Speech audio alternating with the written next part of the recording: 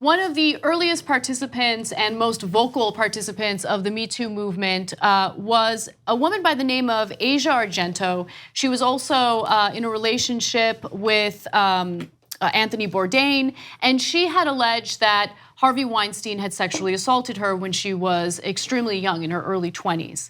Now there has been a report indicating that she had paid hundreds of thousands of dollars to her own accuser in an effort to, keep him quiet so he wouldn't share his story publicly. Now, I want to be clear that part of the settlement did not indicate that there was an NDA, non-disclosure agreement, because it's in the state of California, and in California, NDAs are not allowed in this context. However, the details of this settlement are jarring, and we're going to give you those details and have a discussion about it.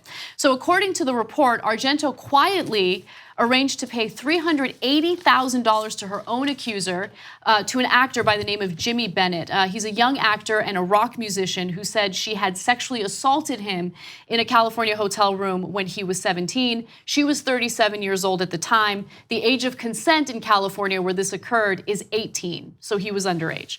So the documents, which were sent to the New York Times anonymously through an encrypted email, include a selfie dated March 9th, 2013, of the two lying in bed together.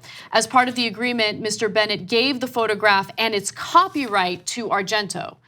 So this has not been published, but there are other photos that have been published as part of this piece. To give you some more details in this, Bennett was 7 when he was cast in a movie in 2004 that Argento was the director for. She also starred in it and she helped write it. So she has a long history with him. She's known him since he was a child. And some of the information regarding this settlement, including a note that Argento's lawyer had written to Argento, make me, I don't know, there are certain things that raise red flags for me personally in this story. But with that said, anyway, let me give you the note that the lawyer gave to Argento. "We hope nothing like this ever happens to you again." Remember, the lawyer is writing this to Argento. "You are a powerful and inspiring creator, and it is a miserable condition of life that you live among individuals who've preyed on both your strengths and your weaknesses." Again, that's Carrie Goldberg, the lawyer for Argento. So this was a note that she wrote to her, knowing that, or thinking that it was going to be private. This was in the middle of this huge $380,000 settlement. After this entire case was done,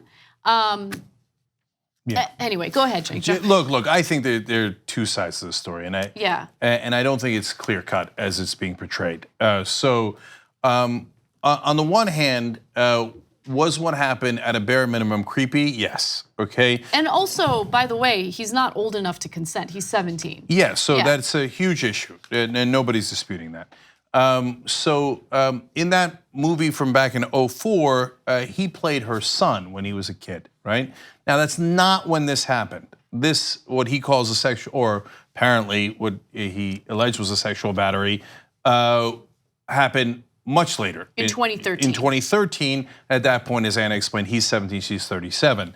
But on Instagram, on that day, she had written, "Waiting for my long lost son, my love Jimmy Bennett, in trepidation, Marina Del Rey smoking cigarettes like there was no next week." He writes back, "I'm almost there." This is all in public, okay? So she refers to him as her son. In that case, they then sleep together that day.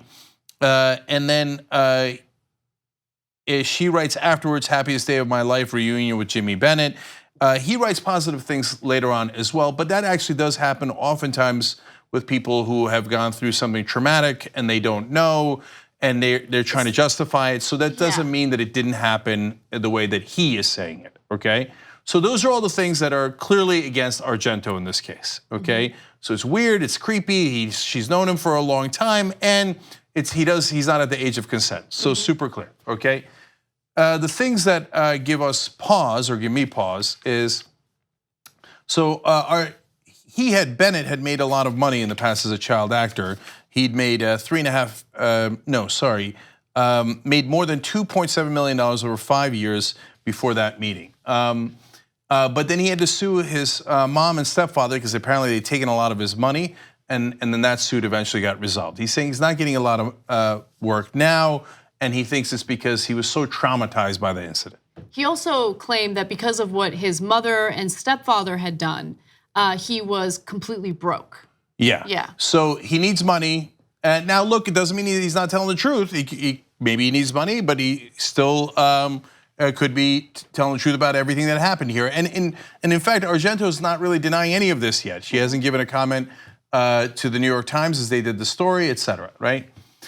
Now, here's the part that is troubling that nobody else will talk about, right? Or that gives me pause. So you're supposed to end the story right here, and you're supposed to say, men and women should be treated the same exact way, no matter what, et cetera, right? Okay, but, and everybody is different, and we'll give you all the nuance. If you asked 100 17-year-olds, when they're 17 or later, when they're 37, would you have wanted to have this happen to you? You're specifically talking about males. I'm talking about males, okay?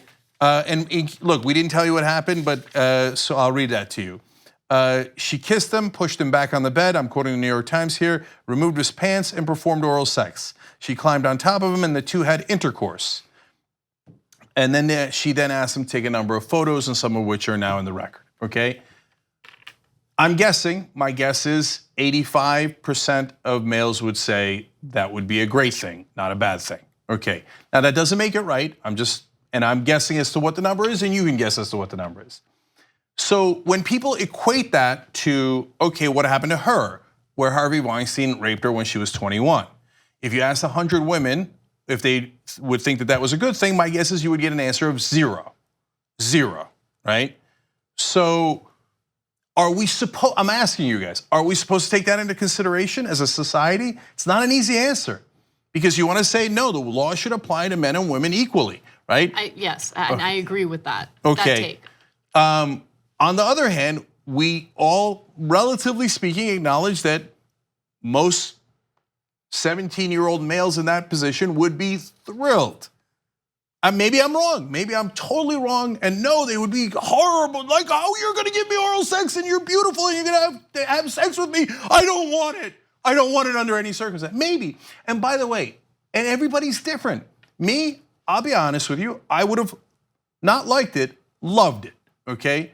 And sometimes people will say, oh, no, you think you would have liked it, but you would have been traumatized. No, I know myself, I would have loved it, okay?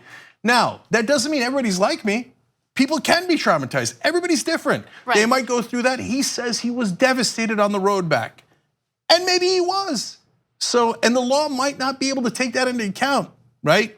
I'm just giving you the full context because I know that no one else is allowed to say these things, and that there are people at home who are going, you got $380,000 on top for that. I'm just acknowledging that. So I disagree with a justice system, a two-tier justice system based on socioeconomic status, based on race, based on anything, right? The justice system should be fair and should be applied equally.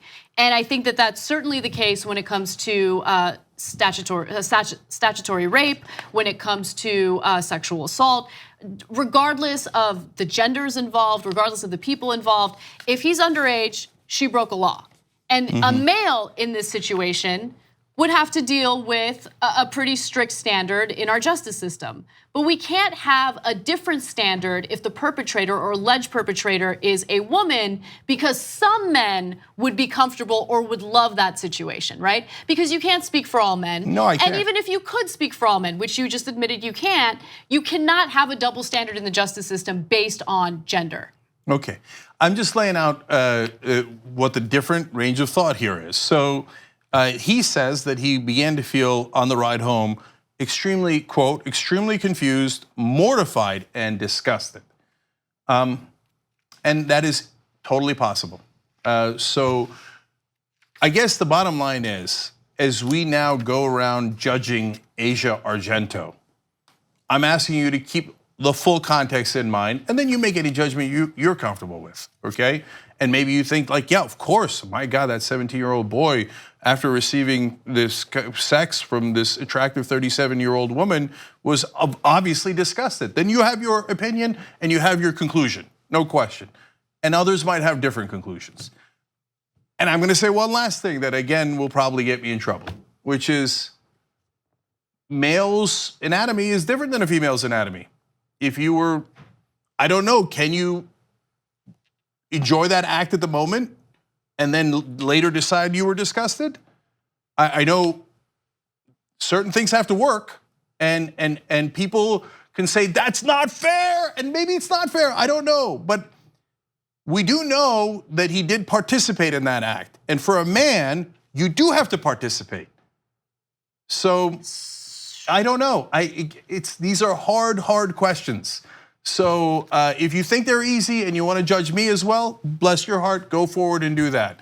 But I don't think they're easy, and I think there's a lot of guys in the country right now going, really? She had to pay $380,000 and now I'm supposed to hate her for giving that guy sex and pay $380,000 and I'm supposed to judge her, and now we're having a conversation about her in the same sentence as Harvey Weinstein. I don't think they belong in the same sentence at all. One other thing that I wanted to just quickly bring up is that oftentimes the perpetrators of sexual assault happen to be victims of sexual assault. Like they have sexual assault in their past. And we know, based on what she said about Harvey Weinstein, that she was essentially abused by him, right? And so people are now asking, oh, well, can we consider her a valid member of this Me Too movement when she has this dark, element in her past with the 17-year-old actor? And the answer is yes, because again, oftentimes people who perpetrate these crimes are people who were victimized by them in the past. So yeah, those are two separate questions. Yeah. Is she part of the Me Too movement? Well, yes, she got raped by Weinstein, she says, at the age of 21. If that's true, she's clearly part of the movement.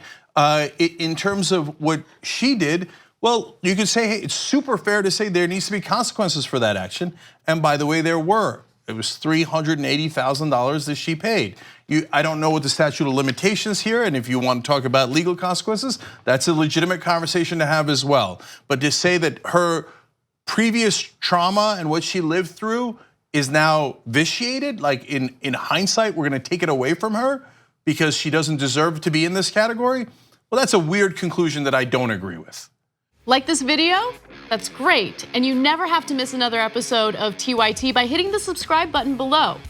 And ring the bell to get notified whenever we publish a new video.